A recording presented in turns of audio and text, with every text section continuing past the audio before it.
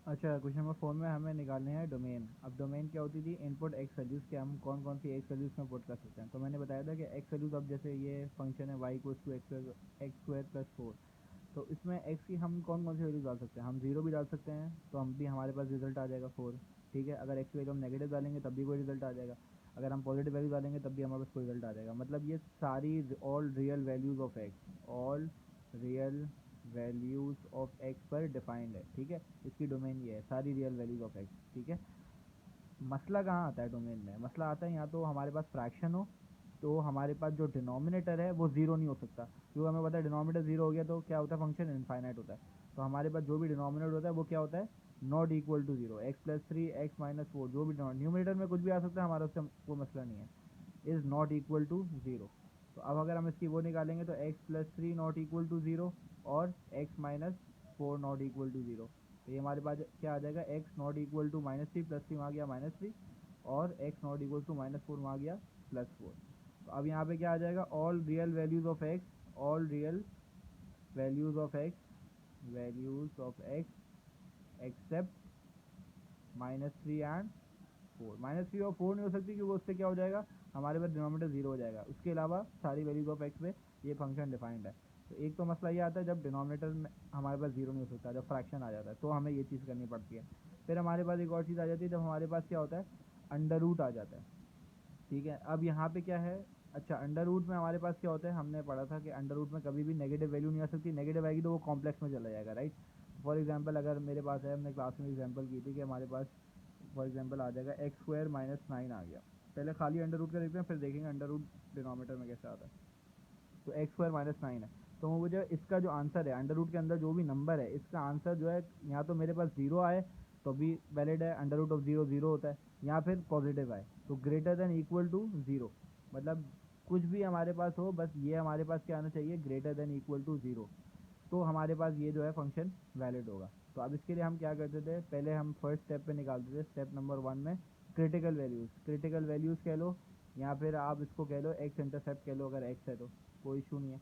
उसमें क्या करना है, सिंपल आपको पहले सॉल्व करना है, इक्वल टू रख के, इनइक्वालिटी को भूल जाओ, इक्वल टू रख के जीरो रख के सॉल्व करो। तो ये क्या हो जाएगा, X square minus three square, या फिर वहाँ जाके plus minus under root three कर दो, एक ही चीज़ आएगा, वही आंसर आएगा। तो हमारे पास x is equal to plus minus three आएगा, x plus three x minus three, तो आप फाइनल आंसर मेरे पास क्या आएगा, एक्स की वैल्यूज प्लस थ्री और माइनस थ्री। अच्छा, जब एक बार आपने क्रिटिकल वैल्यूज निकाल ली, तो अब हमें इसका बनाना होता है एक रफ सा ग्राफ। ग्राफ के लिए क्या क्या चीज़ चाहिए होती है, एक क्रिटिकल वैल्यूज, और सेकेंड हमें चाहिए होता है shape, shape of the graph. Shape of the graph काफ़ी बार मैं क्लास में डिस्कस कर चुका हूँ कि एक्स स्क्वायर का कोफिशिएंट बताता है शेप ऑफ द ग्राफ। अब यहाँ पे एक्स का कोफिशिएंट क्या है, पॉजिटिव है, तो हैप्पी फेस होगा। तो हमारे पास एक्स की जो वैल्यूज़ हैं वो क्या है, प्लस थ्री है, और यहाँ ये माइनस थ्री है, और ये प्लस थ्री है, और हमारे पास शेप क्या है, हैप्पी फेस है। ठीक है, अब अब इस ग्राफ को देखते हुए हमें वो वैल्यूज़ बतानी है। अब ये greater than equal to zero कहाँ लिखा हुआ है इनइक्वालिटी में, वाई की जगह लिखा हुआ है, मतलब हमें वो वैल्यूज़ ऑफ एक्स चाहिए जहाँ पे वाई क्या है, जीरो से ग्रेटर है या ज़ीरो है।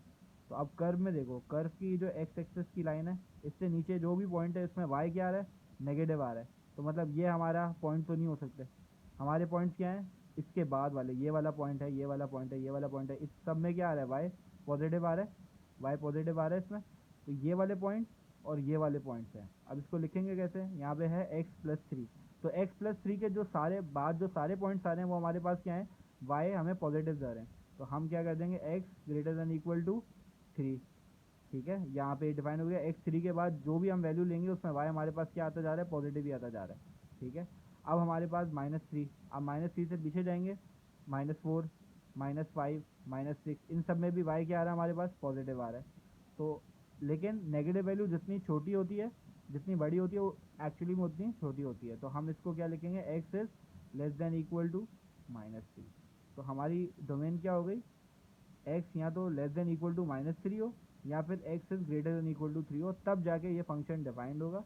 वरना इसके अगर बीच की वैल्यू, फॉर एग्जाम्पल मैं अगर जीरो ले लेता हूँ, इनके बीच में क्या आ रहा है, माइनस थ्री और थ्री के बीच में जीरो आता है, वन टू आता है, तो जीरो या वन टू कोई भी पुट करेंगे तो हमारे पास नेगेटिव वैल्यू आएगी। जीरो पुट करा, जीरो का स्क्वायर जीरो, माइनस नाइन, तो under root of minus nine आ रहा है, अगेन कॉम्प्लेक्स हो गया, तो ये चीज़ नहीं हो सकती। ठीक है, तो हमारे पास अभी तक क्या कंडीशन करी है, हमारे denominator not equal to zero, और जब भी अंडर रूट आएगा तो उसका अंदर का expression should be greater than equal to zero.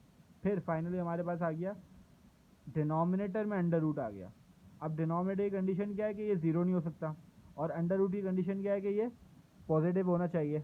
Zero हो सकता है लेकिन ज़ीरो या पॉजिटिव होना चाहिए, नेगेटिव नहीं हो सकता। लेकिन अब ये दोनों चीज़ें साथ आएंगी तो हम इसको क्या करेंगे, 4 minus x square greater than zero, क्योंकि greater than equal to zero कर दिया तो इसका मतलब डिनोमिनेटर में ज़ीरो आ जाएगा। जब डिनोमिनेटर ज़ीरो आ जाएगा तो फंक्शन इनफाइनाइट हो जाएगा। तो हमारे पास क्या आना चाहिए, ये खाली ग्रेटर। जब भी अंडर रूट जो है डिनोमिनेटर में आ जाता है तो हम क्या करते हैं, खाली ग्रेटर देन ज़ीरो। तो अब इसको अगर हम इसको अगेन क्रिटिकल वैल्यूज़ निकालें, इसकी क्रिटिकल वैल्यूज़ निकालें तो हम क्या करते हैं, simple 4 minus x square equal to क्या कर दें, ज़ीरो कर दें। तो एक्स स्क्वायर वहाँ चला जाएगा, equal to 4 again under root, दोनों जगह लगाएंगे प्लस माइनस, तो प्लस माइनस 2 आ जाएगा हमारे पास एक्स की वैल्यू।